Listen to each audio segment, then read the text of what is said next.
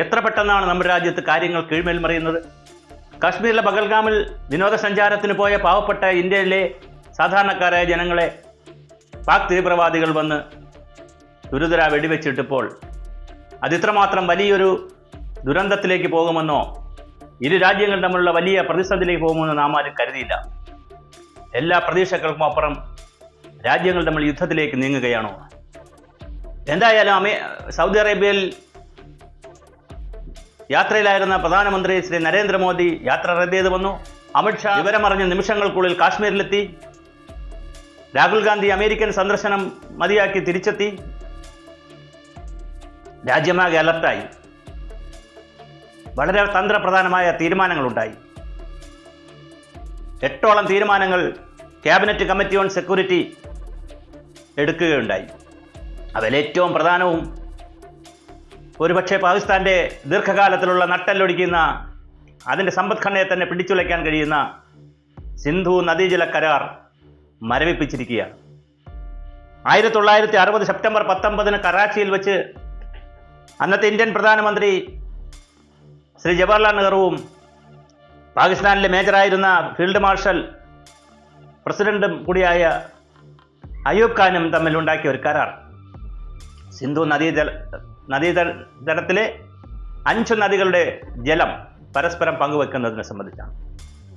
അതിനൊരു പിന്നാമ്പുറമുണ്ട്. 1947-48 കാലം മുതൽ തന്നെ കാശ്മീരിലെയും പഞ്ചാബിലെയും ഈ നദികളുടെയും പേരിൽ വലിയ രക്തച്ചൊരിച്ചിലുണ്ടായിരുന്നു. ഏകദേശം 41 മില്യൺ മീറ്റർ സ്ക്വയർ ജലം ഇന്ത്യക്ക് വാർഷിക ജലമായി കിട്ടുകയും 99 ബില്യൺ മീറ്റർ സ്ക്വയർ ജലം പാകിസ്ഥാന് കിട്ടുകയും ചെയ്യുന്ന നദികളാണത്. ഇന്ത്യയെ സംബന്ധിച്ചിടത്തോളം ചിനാബും രവിയും ബിയാസും സത്ലജും സലവുമാണ് 5 നദികൾ. അതിൽ ഇന്ത്യയിൽ രവിയും ബിയാസും സത്ലജും ബിനായും ചിനാബും സലവുമാണ് പാകിസ്ഥാനിലൂടെയും ഒഴുകുന്നത്. ഈ നദികളിലൂടെ ഒഴുകുന്ന വെള്ളത്തെ സംബന്ധിച്ച് വലിയ തർക്കവും ഉണ്ടായിരുന്നു. ആ കാലഘട്ടത്തിലാണ് ലോകബാങ്കിൻ്റെ ചില ഇടപെടലുകൾ ഉണ്ടാകുന്നത്. അമേരിക്കയിലെ ടെന്നീസ് വാലി കോർപ്പറേഷൻ്റെയും അറ്റോമിക് എനർജി കമ്മീഷൻ്റെയും മുൻ ചെയർമാനായിരുന്ന ഡേവിഡ് ലിലിയന്തലിനോട് വേൾഡ് ബാങ്കിൻ്റെ അന്നത്തെ പ്രസിഡന്റ് യൂജിൻ ആർ ബ്ലാക്ക് ഒരു നിർദ്ദേശം വെച്ചു. അന്ന് വേൾഡ് ബാങ്ക് എന്ന പേരല്ല ഉള്ളത്. International bank for reconstruction and development എന്നാണ് ബാങ്കിന്റെ പേര്. ആ നിർദ്ദേശം എന്തായിരുന്നു പറഞ്ഞാൽ, കാശ്മീരിലെ പ്രശ്നങ്ങൾ എങ്ങനെയാണ് കൂടുതൽ പരിഹരിക്കുക, സൗഹാർദ്ദവും സഹകരണവും സാഹോദര്യവും കൊണ്ടുവരുന്നത് എങ്ങനെയാണ് എന്നുള്ള ചിന്തയിൽ നിന്നാണ് പഞ്ചാബിലൂടെ ഒഴുകുന്ന നദികളെ കാശ്മീരിൻ്റെ ഒക്കെ ഭാഗമായിട്ടുള്ള ഭാരതത്തിൻ്റെയും പാകിസ്ഥാൻ്റെ ഭാഗമായി കിടക്കുന്ന നദികളിലെ ജലം പങ്കുവെക്കാൻ തീരുമാനിച്ചത്. അങ്ങനെയാണ് 1960 കരാർ ഉണ്ടാകുന്നത്. ആ കരാർ ഉണ്ടായതിനു ശേഷം കരാർ ഉണ്ടാക്കുന്ന വെറും ജലം പങ്കുവെക്കലായിട്ടല്ല, ആ നദീതടത്തിലെ വെള്ളത്തിൻ്റെ ഉപയോഗിച്ചുകൊണ്ടുള്ള സമഗ്രമായ കാർഷിക വ്യാവസായിക വൈദ്യുതി പുരോഗതിക്ക് വേണ്ടിയായിരുന്നു. അന്ന് കാനഡയുടെയും അമേരിക്കയുടെയും ആസ്ട്രേലിയയുടെയും പശ്ചിമ ജർമ്മനിയുടെയും UK-യുടെയും ന്യൂസിലൻഡിൻ്റെയും ഒക്കെ ധനസഹായം കൂടി വേൾഡ് ബാങ്ക് ഉറപ്പുവരുത്തിയിരുന്നു.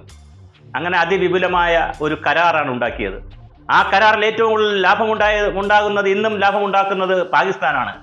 70% ജലവും എടുക്കുന്നത് പാകിസ്ഥാനാണ്. 30% ജലം മാത്രമേ ഇന്ത്യക്ക് കിട്ടുന്നുള്ളൂ. അത്രയും ജലമെടുക്കുമ്പോൾ പാകിസ്ഥാനിൽ വരുന്ന പഞ്ചാബ് സിന്ധ്യ മേഖലകളിൽ ഉണ്ടാകുന്ന കൃഷിയാണ്. ആ കൃഷിയുടെ ഏറ്റവും പ്രധാനപ്പെട്ട സ്രോതസ് എന്ന് പറയുന്നത് ഈ ജലമാണ്. അതുപോലെ തന്നെ കുടിവെള്ളത്തിനായി അവർ ഉപയോഗിക്കുന്നു, വൈദ്യുതിക്കായി ഉപയോഗിക്കുന്നു. അങ്ങനെ പാകിസ്ഥാന്റെ നട്ടെല്ല്, സമ്പദ്ഘടനയുടെ നട്ടെല്ല് എന്നറിയപ്പെടുന്ന ഈ സിന്ധു നദിയിലെ ജലം എടുക്കുന്നതിൽ നിന്ന് പാകിസ്ഥാനെ മരവിപ്പിച്ചിരിക്കുകയാണ്. പാകിസ്ഥാന് അതെടുക്കാൻ ഇനി കഴിയില്ല എളുപ്പത്തിൽ. 3 പ്രാവശ്യം നമ്മുടെ രാജ്യത്ത് പാകിസ്ഥാനുമായി നാം യുദ്ധമുണ്ടായപ്പോൾ, 65-ലും 1971-ലും 1999-ലും ഒക്കെ യുദ്ധമുണ്ടായപ്പോഴും, കാർഗിൽ യുദ്ധമുണ്ടായപ്പോഴും, അപ്പോഴൊന്നും തന്നെ ഈ നദിയുടെ ജലം കൊടുക്കാതിരുന്നില്ല. പക്ഷെ ഇപ്പോൾ ഇവിടെ ഈ നദിയുടെ ജലം കൊടുക്കുന്ന, സിന്ധു നദിയിലെ ജലം കൊടുക്കുന്നതിനെ മരവിപ്പിച്ചിരിക്കുകയാണ്. അത് പാകിസ്ഥാനെ സംബന്ധിച്ചിടത്തോളം അതീവ ഗുരുതരമായ സാമ്പത്തിക പ്രതിസന്ധിയിലേക്ക് പോകും. രാജ്യം ക്ഷാമത്തിലേക്കും പട്ടിണിയിലേക്കും പോകാനുള്ള എല്ലാ സാധ്യതയുമുണ്ട്. സ്വാഭാവികമായി അവിടുത്തെ സാധാരണ ജനങ്ങളുടെ ഈ ബുദ്ധിമുട്ടുകൾ പാകിസ്ഥാൻ ജനതയിൽ രോഷപ്രകടനമായി മാറാനുള്ള സാധ്യത ഇന്ത്യയും കാണുന്നു. വളരെ ഗുരുതരമായ ദീർഘവീക്ഷണത്തോടുകൂടിയുള്ള ഒരു നടപടിയാണ് ഇന്ത്യ എടുത്തിരിക്കുന്നത്. സാധാരണ ലോകരാജ്യങ്ങൾ ചെയ്യുന്നത് സൈനികമായ സർജിക്കൽ സ്ട്രൈക്കുകളാണ് ചെയ്യുന്നത്. ഇവിടെ സൈനികമായിട്ടല്ല, ഇവിടെ ശാന്തതയുടെ രൂപത്തിലുള്ള, സമാധാന രൂപത്തിലുള്ള തീരുമാനങ്ങളാണ് എടുത്തിരിക്കുന്നത്. ഇത്തരത്തിലുള്ള തീരുമാനങ്ങളിൽ ഏറ്റവും സർജിക്കലായിട്ടുള്ള, ഏറ്റവും ദീർഘവീക്ഷണത്തോടു കൂടിയിട്ടുള്ള, ഇത് തുടരുകയാണെങ്കിൽ ദീർഘകാലത്തിൽ പാകിസ്ഥാൻ എന്ന രാജ്യം പട്ടിണിയിലേക്കും ക്ഷാമത്തിലേക്കും ഒക്കെ പോകാൻ കഴിയുന്ന അതീവ ഗുരുതരമായ, അതീവ പ്രധാനമായ, തന്ത്രപ്രധാനമായ ഒരു തീരുമാനമാണ് എടുത്തിരിക്കുന്നത്. അതുപോലെ തന്നെ കാശ്മീരുമായി ബന്ധപ്പെടുത്തി 2003-ലും 2016-ലേക്കുമൊക്കെയുള്ള നിരവധി ജലസേചന പദ്ധതികളെക്കുറിച്ചുള്ള പുനരാലോചനകൾ നടന്നു.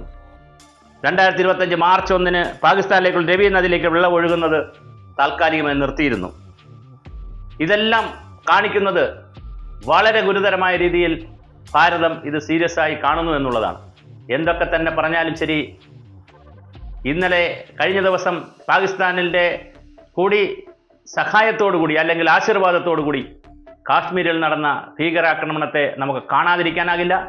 ആ ഭീകരാക്രമണത്തിൽ ഇതിൻ്റെ പ്രതിരോധമെന്ന നിലയിൽ ഭാരതം എടുത്ത ഈ സർജിക്കൽ സ്ട്രൈക്കിനെ എന്തൊക്കെയാണ് മുന്നിൽ വരാനിരിക്കുന്ന അപകടങ്ങളെന്ന് നമുക്കറിയില്ല. എന്തായാലും പാകിസ്ഥാൻ്റെ നട്ടെല്ലിനുള്ള വലിയൊരു അടിയായി സിന്ധു നദി മാറിക്കഴിഞ്ഞു.